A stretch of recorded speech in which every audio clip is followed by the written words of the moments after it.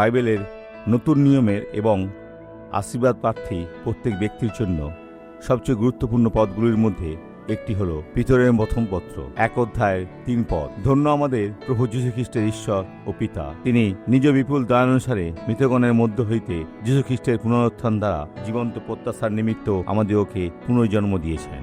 যে মুহূর্তে যীশু খ্রিস্ট পুনরুত্থিত হলেন, আমরাও তার সঙ্গে পুনরুত্থিত হলাম, কারণ আমরা তার মধ্যেই ছিলাম। আমরা ক্রুশবিদ্ধ হয়েছিলাম, তার সাথে মৃত্যুবরণ করেছিলাম এবং তার সাথেই সমাহিত হয়েছিলাম। তিনি আমাদের সাথে তার মধ্যে আমাদের নিয়ে শয়তানের বিরুদ্ধে জয়লাভ করলেন, এবং যখন তিনি জয়লাভ করলেন তখন এমন নয় যে আমরা নিজেরাই জিতেছি। আমাদের লড়াই করার প্রয়োজন হয়নি, তিনি সবকিছু করলেন এবং তিনি পুনরুত্থিত হলেন, আর আমরাও তার সাথে পুনরুত্থিত হলাম। সুতরাং যিশুর এই পুনরুত্থান আমাদেরকে এক জীবন্ত আশার জন্য পুনরুজ্জাত করেছে। ঈশ্বরের আপনার বিষয়ে এক জীবন্ত আশা আছে।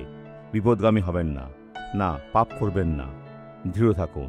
আপনি কি পাপ করেছেন, অনুশোচনা করুন এবং ছুটে ফিরে আসুন। ঈশ্বর আপনাকে গ্রহণ করবেন, যেমন তিনি দাউদকে গ্রহণ করেছিলেন। আসুন এখন প্রার্থনা করি। পিতা, আমরা তোমার বাক্যে, তোমার শক্তিতে, এই পবিত্র সুসমাচারে আরো বেশি অংশগ্রহণ করতে চাই। এই ব্যক্তির দিকে তাকাও যে প্রতিদিন আরো বেড়ে ওঠে এবং আরো শেখে, যে মণ্ডলীর প্রতি বিশ্বস্ত, নিজের কাছে বিশ্বস্ত, যেখানে যাক না কেন ঈশ্বরের প্রতি বিশ্বস্ত, কারণ সে তোমাকে ভালোবাসে।